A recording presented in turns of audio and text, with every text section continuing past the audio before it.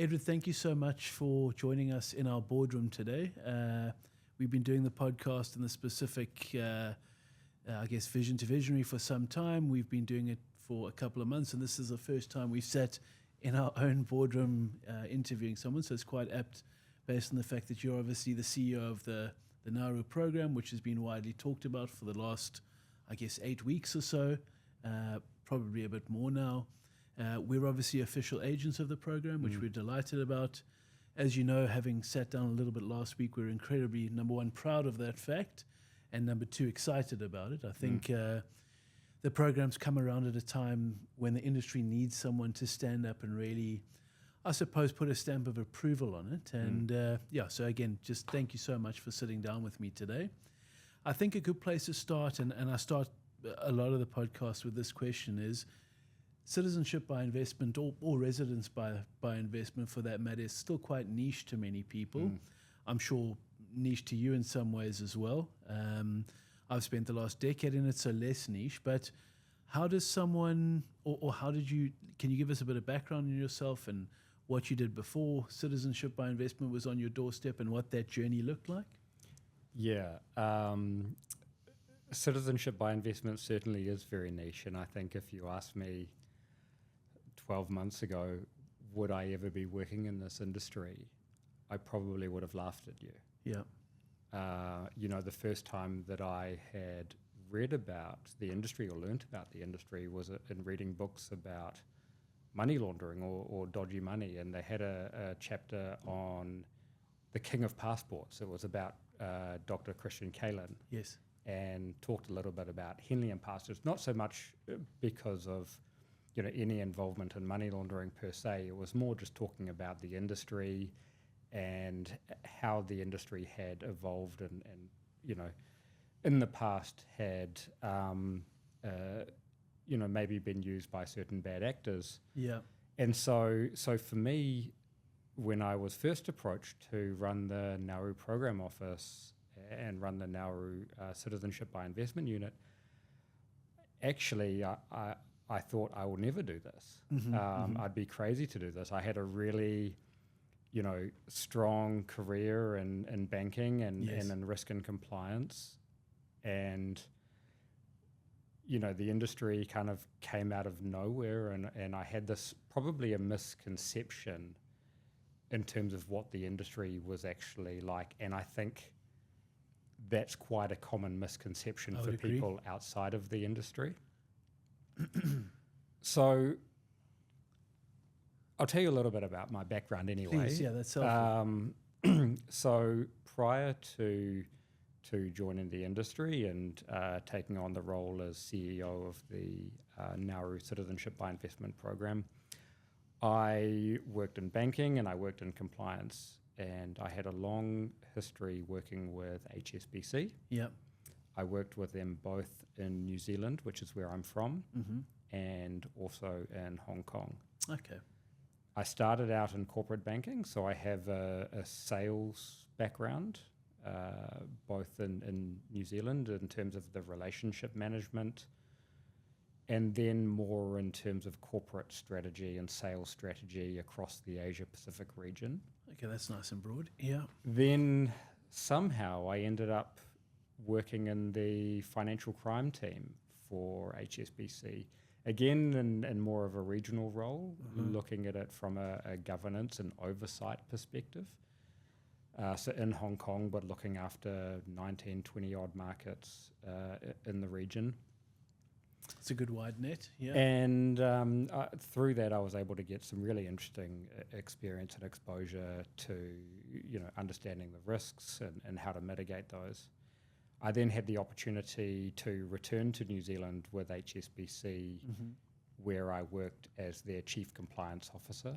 Super. So we had a team there covering the financial crime compliance side of things, which is money laundering, sanctions, fraud, tax evasion, both in terms of setting policy as well as doing investigations. Okay. And then our team also managed the regulatory compliance side of things, which is looking at the evolving, banking law and how does the bank then, evolve, or how do they comply with those requirements. Of course. So coming back to the investment migration industry, and how I ended up here, I, like I said, I never thought I would work in this space. Yes. But when I got to know the people working in the industry, and also specific to the Nauru Economic and Climate Resilience Citizenship Program, yes, understanding what the purpose of the program for actually inspired me, because I saw it as an opportunity to have a material impact on the people of Nauru. Yes. And we can talk a bit more about this We later will, in terms of the purpose of the program. So the people attracted me. I'm very fortunate in that, because my experience is quite unique in that you won't find many people out there with both sales and compliance background. Yeah, not often do you find it in that order either, when someone goes from sales to compliance. Sometimes compliance to sales, or business development, for lack of a better word. But yeah, very unique. And what is really cool from my perspective is I'm now in a role where I can marry those two up. Sure. Almost perfectly. There's such a heavy financial crime risk side of this. Yeah.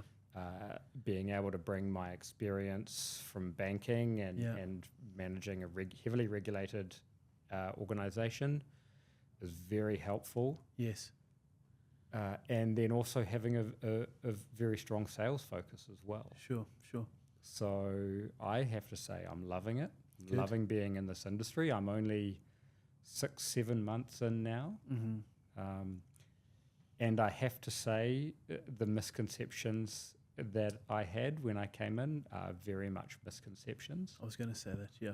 What I will say is that, number one, unfortunately, I don't think investment migration's the only industry that suffers from this. It's kind of, I guess, bad news is a little bit wider spread than good news. So you could kind of, to put a number on it, do 2,000 above board families that actually need it for the right reasons and are making a materially good impact on a nation such as Nauru. And then you could have someone that becomes a citizen of a certain country and 6 months later does something nefarious, and that then causes a stir, which unfortunately then has a trickle-down effect. So I think the fact that, number one, your background being in compliance and sales makes such a big difference, shows, number one, yes, there's a need to sell it. Of course there's a need to market everything in this. Without marketing or sales, you're not going to get anything over the fence. But the truth of the matter is that without the compliance, which I think people forget about sometimes, you don't really have an industry to sit in. So compliance plays such a big role, and I think sometimes it's understated in our industry, yes? It is, and I think in many industries, even banking, you've seen it evolve quite a lot over the last 10 years in terms of the checks that the banks have. Now, a lot of the friction caused is more so due to, maybe poor process design rather than actually really understanding the risks and applying it in a pragmatic way. Yes. So yes, it is absolutely important. It's absolutely critical that you have robust processes, but it's also really important that they're designed in the right way. Agreed. That focus on mitigating the risks rather than just being a tick box exercise. So it does have a very important role to play, but it's very important that it's done in the right way, that is pragmatic and commercially minded and actually mitigates the real risks. Yeah, exactly. Exactly. And look, in the example that you gave before, yes, these are the kind of things that keep me up at night. Yes, the design of the program and being able to mitigate those risks is really important, but we are not always going to get everything right. What's really important that we have designed the controls in the right way, because of course, in the example you gave, if someone has never committed a crime, there are no matter how many checks that we do, no matter how deep we go in terms of the due diligence, we'll never find anything because there is nothing to find. Exactly. Yet. Exactly. What we do have is we have continuous monitoring Yeah. on the successful applicants, Mm-hmm. and we have the right design of the program that gives the country protection, talking Sure. about passport revocation, that protects the program in the future, so that the monitoring would pick up on anything negative that they had done in the future, and you have those protections in place for the country to revoke their citizenship. Absolutely. Yeah. You see, it makes the material. What I will say is two things. So number one, having seen the evolution of the industry over the last, I guess, almost 2 decades, what I think has happened is you need clear compliance and clear future tracking, but you say you don't have, no one has a crystal ball. I wish I did, but you cannot forecast as much as we'd like to sometimes. And I guess compliance and the right structures allow us to get as close to forecasting as possible. But what I will say is I think the benefit that you and your team currently have is we've seen so much ebb and flow across citizenship by investment in the last 2 decades, especially actually over the last 2 years, which is why your program is such a breath of fresh air, as I've said before. I think if you can get real buy-in from your team within the unit from day one and really let them kind of understand what that need is and what that looks like, because the truth of the matter is, as you said at the beginning of the conversation, people, let's say for every 10 applications you do, I think there's a misconception that the reason for why people do citizenship by investment, I think there's a deep misunderstanding about that. Oh, absolutely. Yeah. And this is, again, when before I came on board, that was one of the first questions I asked. Why would anyone want a Nauru passport? Yeah. To be honest, I had no idea. I mean, I hold a New Zealand passport, so Yes. I've never had any challenges Yeah. in terms of mobility or applying for a visa. Applying for a visa for me is almost a novelty. Sure. But for many out there, it's a real challenge. And the example that was given to me was, maybe you're a Bangladeshi or Pakistani businessman, Fair and enough. You want to go and do business easily in another country. And every Exactly. time you go there and you apply, you have to apply for a visa. Mm-hmm. And you can't just dip in and dip out. And often, you need to be in another country at short notice, particularly if you have a business there. And so it's just a matter of being able to do business easily. Yeah. And that was an example that was given to me, and actually it really hit home, understanding some of the challenges that other people have out there that you don't think of. And we've seen this already in terms of the applications that we've had coming through the program, the different You said so. reasons and rationale for people wanting a secondary citizenship. It's quite broad and quite unique to their Exactly. individual circumstances. Exactly. And never is it a one-size-fits-all either, just to be clear. I mean, the industry's evolved so far, and I think you and I touched on this when we first sat down last week, and we don't have to go into specific nationalities, but what I will say is that it's evolved so it used to be for lack of a better word, a kind of a third world national that was needing it for visa-free access, but it's more than that. It's legacy planning. It's future planning for children and future generations for that matter. It's, I guess, in some instances, an insurance policy. Like insurance, you don't need it until you need it. Exactly. So it's a nice to have for sure. I also think we've seen with, I suppose, some shifts globally in places like Europe and even North America for that matter. We've seen a real appetite for citizenship by investment in those jurisdictions too. So no longer is it simply for passport strength in terms of visa-free travel, but it really is a hedge against certain instabilities that I guess people feel like they don't or may not have control of. So it's evolving at a rapid pace, Edward. Yeah. Oh, absolutely. Yeah. So what I want to go back to is just your journey into investment migration for a second. So you come from a robust and what sounds like a very successful banking sector. When does the conversation start? When do they say, Edward, look, we've got a problem? What does that initial inception look like? Look, I got approached really out of the blue. So no applying, no application. I got approached through a headhunter on LinkedIn. Unbelievable. And again, when I first saw it, I was like, is this a scam? To be honest. And then, when I first talked to the people, then actually I started to understand what the proposition was. So you had a vague understanding of the industry. Very vague. Yeah. Very vague. And I would say I had a lot of misconceptions about the industry. I just thought it was, to facilitate criminal activity. And actually that is very, very small portion. Fortunately not the case, of the industry. But I think that's I had the challenge of trying to explain to my parents what I was doing, and because they were struggling to explain it to their friends. Yes. And I remember my mum coming to me, and she had said to one of her friends, "Oh, isn't that illegal?" It just gives you an idea of some of the misconceptions that are out there. But no, I got approached in a way completely out of the blue. I wasn't looking for another role. I'd actually started working for another financial services company. At the time, I had left HSBC because we had sold our retail business in New Zealand. So I had effectively structured myself out of a job. I'd not long found another role, maybe 8-9 months in, which was a fantastic role as head of compliance for another listed financial services company. Super. And great culture, loved working there, was not looking for another role. This one came completely out of the blue.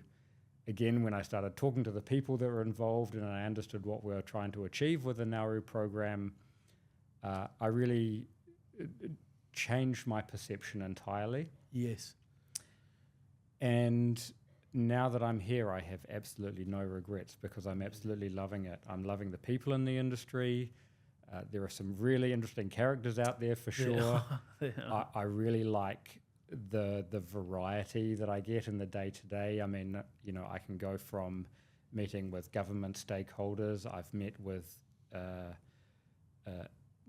individuals from the Asia Pacific Group, which is the sister arm of the Financial Action Task Force, so really getting stuck in on the financial crime side. And for me, as a subject matter in this space, I really enjoyed that and having that conversation, meeting with ambassadors and, of course, getting them comfortable with how we're running the program.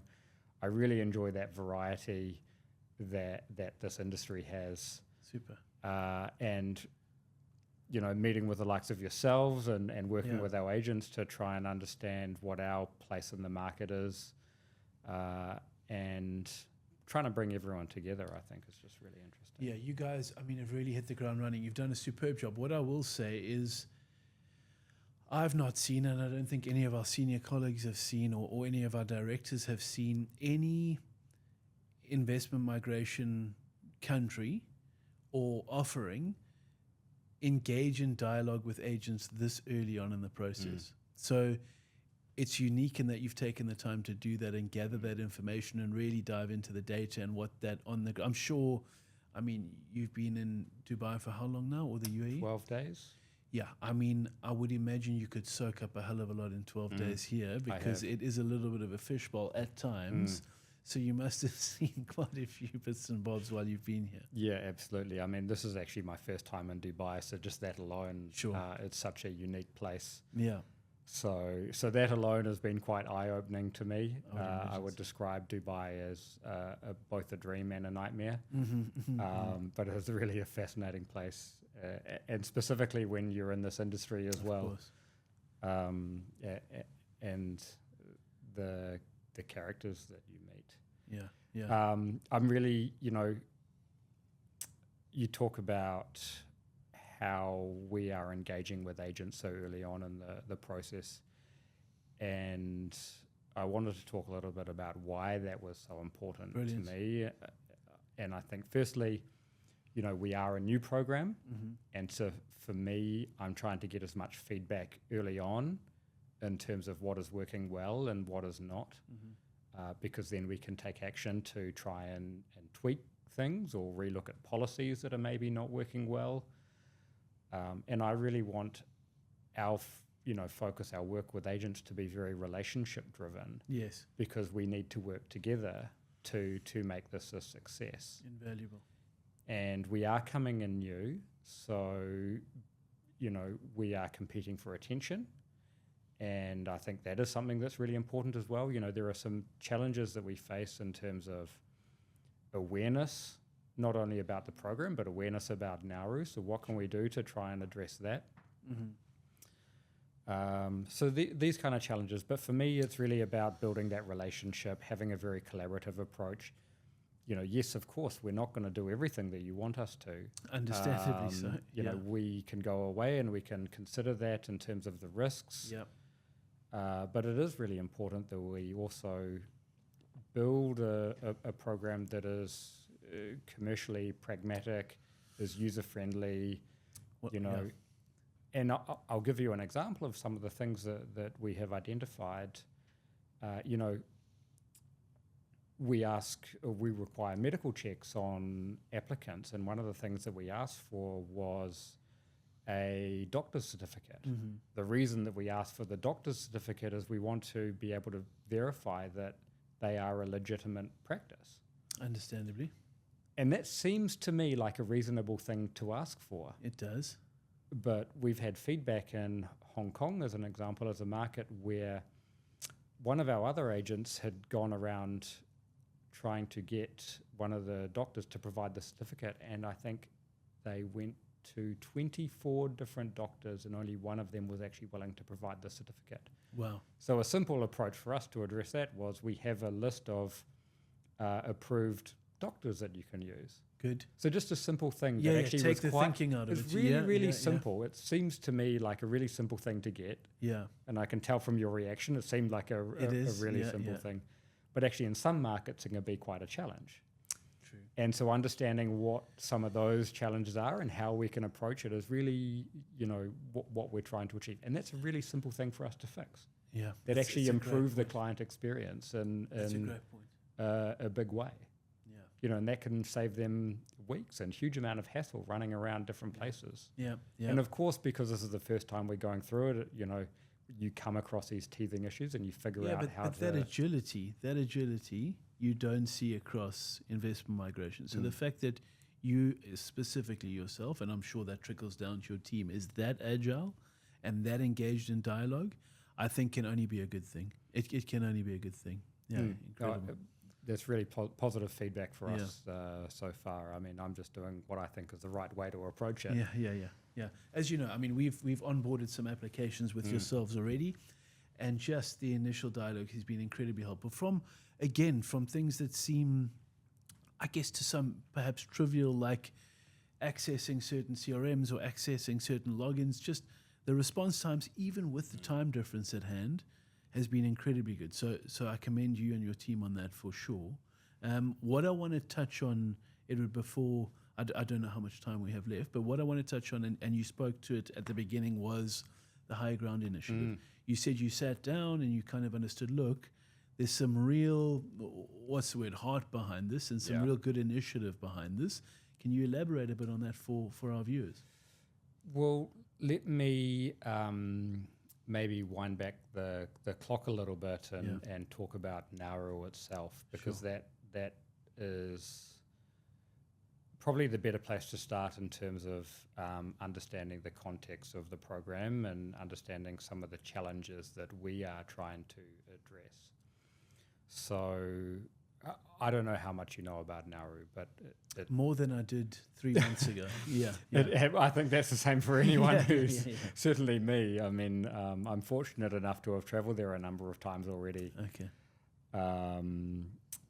Nauru, it's a really interesting place. It was once one of the wealthiest countries in the world per capita because they had a rich phosphate resource.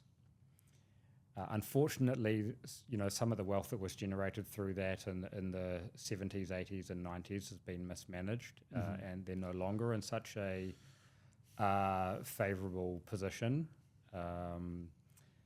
But that phosphate mining has left a huge scar and has had a massive impact on the island. And, probably 80 to 90% of the land is now barren, which means they cannot grow crops. Yeah. The agriculture once was obviously really rich because phosphate is used in fertilizer. Sure. Is now, unarable. They can't grow their own crops. And because of that, they have to import all their food. I was going to say that must drive importation, yeah. And all of that food is highly processed. And so they end up with one of the world's highest obesity rates and diabetes rates because they cannot grow their own crops. So a real 180 due to mismanagement, essentially. Yeah. Well, I think a lot of the mining was done, it started over 100 years ago. So this is over a long period of time. But obviously in those early days, you don't have agreements in place that focus on restoring the land as you might do now. Yeah, I guess it's a handshake agreement. Which is unfortunate, but we are where we are today. And so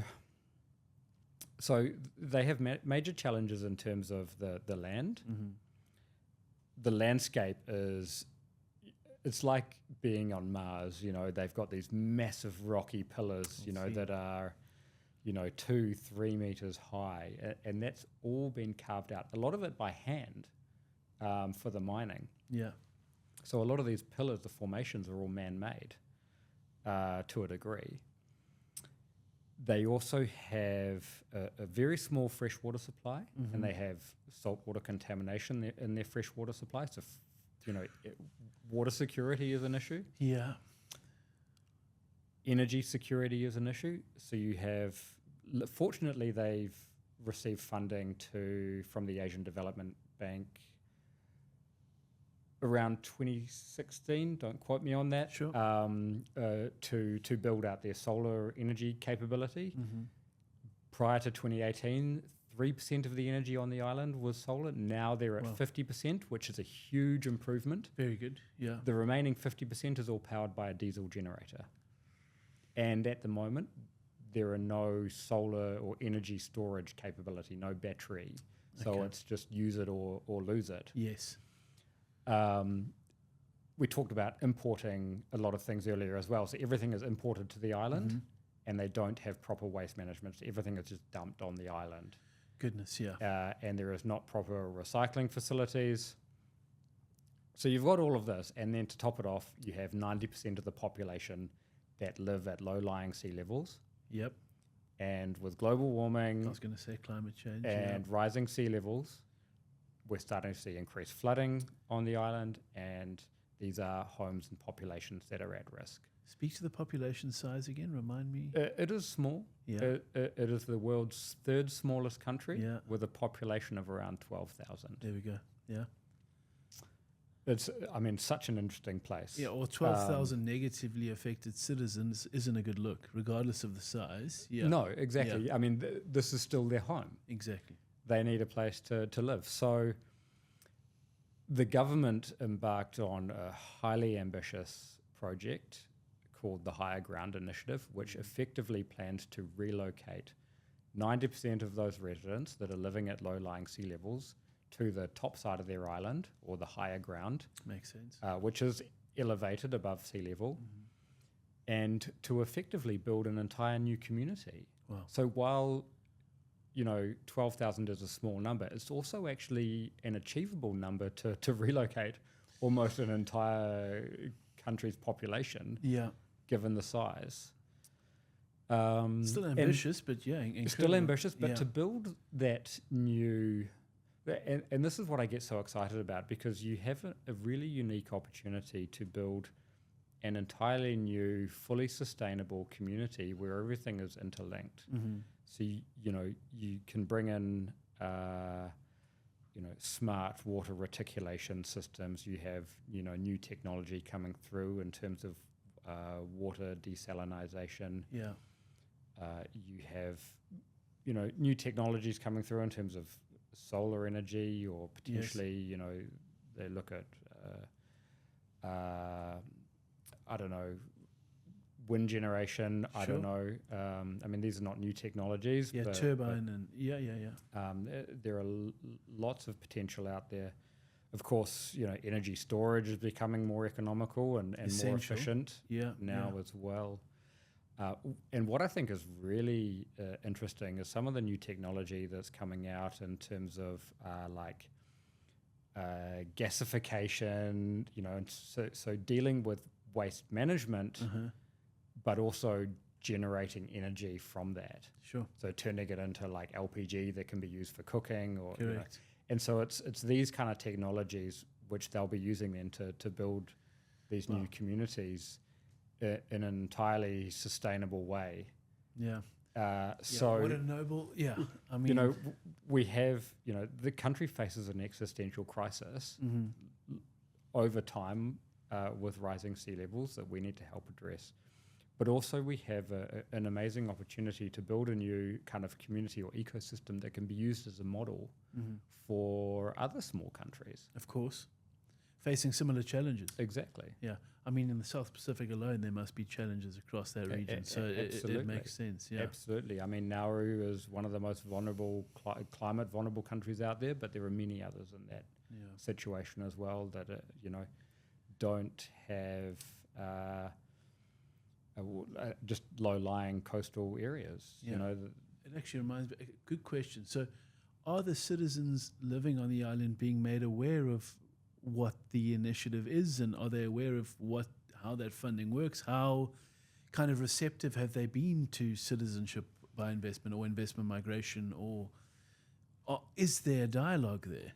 Yes, absolutely. There is a dialogue, and that is absolutely critical for the program's success, I think. Similarly, the local population have the same misconceptions that we talked about before. And also there's concern that the program is not going to be run really well, and that will have an impact. So we've done a lot of community engagement. We've met with community leaders. We've met with church leaders to talk them through how the program is being run, because they had concerns around, is the due diligence going to be sufficient, or is it just going to be first come first. Exactly, right.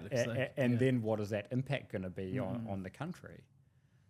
So that was their primary concern. There's also a concern around property, and giving them comfort that a citizen through the program, for example, and this is because of the different rights that native Nauruans have versus a citizen through the program, that they're not going to be buying up all of the real estate, as an example. And they can't do that because there are different rights that apply to local Nauruans. But protecting that real estate, again, and land is something that's really important to them, particularly as good quality land is so hard to come by at the moment. Also, trying to understand from their perspective, are they going to potentially have a large number of people coming through the program then wanting to reside in Nauru, and what that impact could be? Because it could have a potential impact, particularly with such a small population. Yeah. I think, look, traditionally that hasn't been the case, but I think if we've seen this, if citizens of an investment migration and Nauru being the case study here can buy into it, and I think, again, it comes down to dialogue from you and your team and the stakeholders, I think it can only be a positive thing. And I think what we've seen on the ground from a client-facing point of view is that higher ground initiative and the ability to engage in that dialogue and show potential future citizens how and where those funds are going and what an incredible impact it's going to have or likely to have is only a positive thing. So I think we are just about to wrap up, and I think you're going to sit with a colleague of mine. But again, I just want to end by saying you've done an incredible job at Inception. I thank you for your time again, and I look forward to my team and I having a long-lasting relationship with you and the guys. And again, fantastic job, Edward. Absolutely, and it's been a pleasure working with you so far as one of our key partners. Yeah, thank you, Edward.